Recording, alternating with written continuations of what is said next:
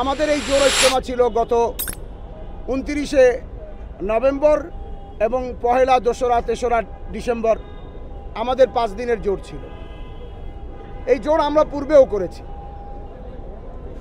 এরও পূর্বে আপনারা জানেন 5ই নভেম্বরে সারা দেশের ওলামা ইকরামের একটা সমাবেশ হয়েছিল সরওয়ার্দী ময়দানে। ওই সময় ওলামা ইকরামের সিদ্ধান্ত এবং পরবর্তীকালে আমাদের মুরব্বীরা সিদ্ধান্ত নিয়ে কাকরাইল মসজিদ এককভাবে আমাদের অধীনে রাখার সিদ্ধান্ত নেওয়া হয়। কিন্তু প্রশাসনিকভাবে সরকার চিন্তা করে যে তাতে একটা বিশৃঙ্খলা হবে, মারামারি হবে। তো এই জন্য আমাদেরকে তারা দরখাস্ত করে, আমাদের কাছে অত্যন্ত বিনীতভাবে অনুরোধ করে যে আপনারা মার্কাজ ছেড়ে দিন। তবে আমরা প্রতিশ্রুতি দিচ্ছি যে মার্কাজ আপনারা পূর্বের মতো 4 সপ্তাহ 2 সপ্তাহ করে চালান, কিন্তু ময়দান আপনাদের কাছে থাকবে এবং ইজতেমা আপনাদেরটাই প্রথমে হবে। এবং তারা জোর ইজতেমা করবে এমন কোনো প্রজ্ঞাপনের মধ্যে এমন কোনো কথা ছিল না। তারা আগেও 5 দিনের জোর করছে, তাদের তো জোরের দরকার হয় না, তারা জেলা ভিত্তিক ইজতেমা করে। আমাদের জোর করার পরেই তাদের ভিতরে জোর করার একটা খাহিশ পয়দা হয়।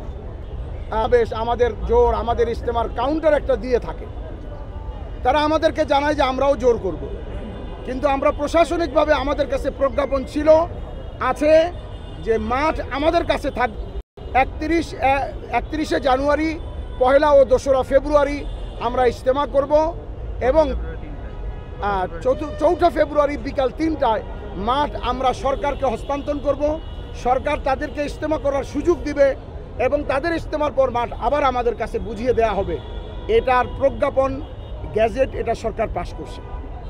কিন্তু তাদের এই আচরণ, তাদের এই ঔদ্ধত্যপূর্ণ আচরণ, তাদের অ্যাগ্রেসিভ মনোভাব, এই সব কিছু দেখে তারা চিৎকার করে বলতেছিল যে জোর করবেই তারা 20 তারিখ থেকে। সরকারও হয়তো চিন্তা করছে আমাদের সাথে বসবে, আমাদের কাছে অনুমতি চাইবে। সেই লক্ষ্যেই সরকার উপদেষ্টা মণ্ডলী 2 জন সমন্বয়ক সার্জিস এবং হাসানাত আবদুল্লাহ, এই 2 জনকে প্রথমে তাদের কাছে পাঠায়। গত রাত্রে, গভীর রাতে, মধ্যরাতে এই 2 সমন্বয়ক অপরদিকের এই হত্যাযজ্ঞের নায়ক, বাংলাদেশের এই ফিতনার মহানায়ক ওয়াসিফুল ইসলাম, তার ছেলে উসামা, আবদুল্লাহ মনসুর সহ তারা এই সমন্বয়কদের সাথে একটা বৈঠক করে, যার ভিডিও ক্লিপ ইউটিউবে এখনও আছে।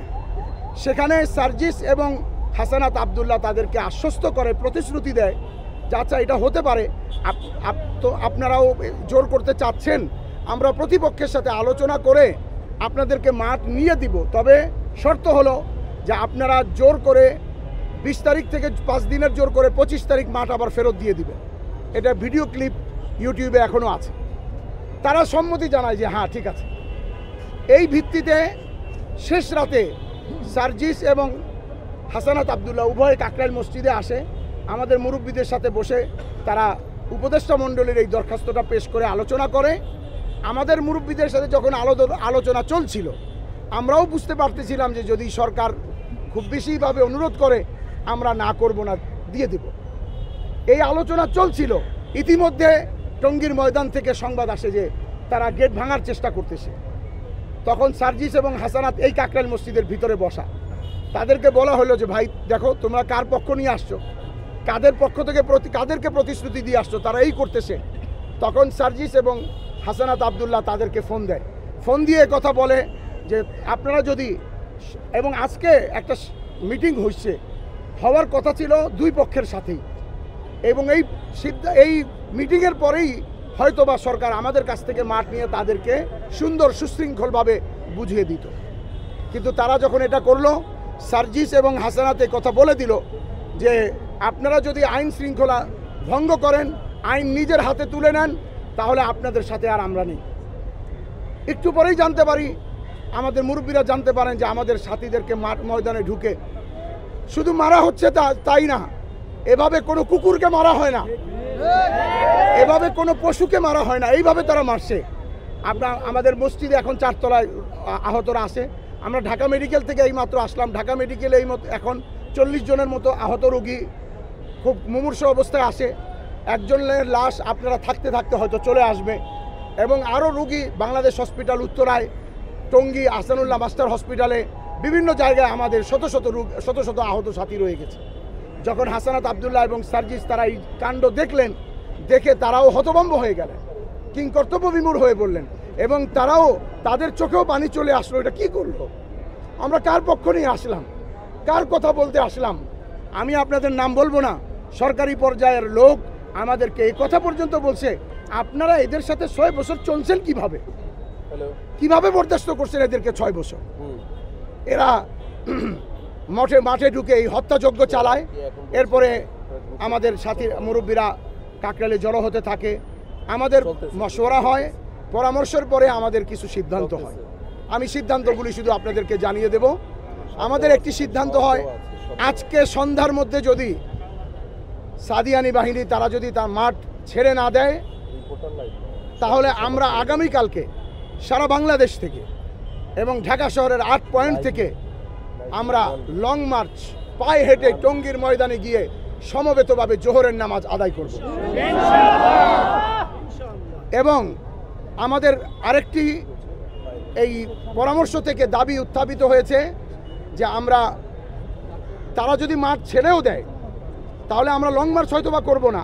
আর আমরা যতদূর জানি তারা মাঠ ছেড়ে দেওয়ার পরিকল্পনা, এই জন্য তারা আশ্বাস দিয়েছে যে তারা ভেগে যাবে। ছেড়ে দিবে তো বলা যায় না, ভেগে যাবে। তো আমরা তবুও আমাদের পক্ষ থেকে আমরা তাদের নামে এই হত্যাযজ্ঞের মামলা করব। আমরা সরকারের কাছে আইনানুগ ব্যবস্থা নিয়ে তাদের সর্বোচ্চ শাস্তি প্রদান করার জন্য আমরা সরকারের কাছে আবেদন জানাই।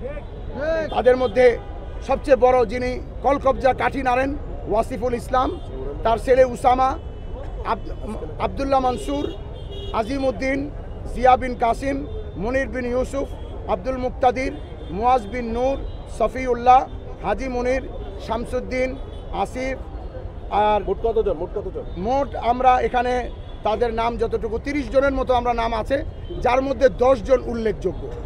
আমরা তাদের বিরুদ্ধে আইনানুগ ব্যবস্থা নিব এবং সরকারের কাছে আবেদন করব এদেরকে যাতে এখনই অ্যারেস্ট করা হয়। কারণ তারা যে অন্যায় করছে তার ফুটেজ আছে, তারা ভেগে যাবে। এদেরকে এখনই অ্যারেস্ট করা হোক এবং সর্বোচ্চ পর্যায়ের শাস্তি দিয়ে সরকার এদেরকে দৃষ্টান্তমূলক শাস্তি এরকম প্রদান করুক যাতে বাংলাদেশের জমিনে আর দ্বিতীয় কেউ কোনো এরকম কোনো ফিতনা ফাসাদ প্রতিষ্ঠা করার চেষ্টা করতে না পারে।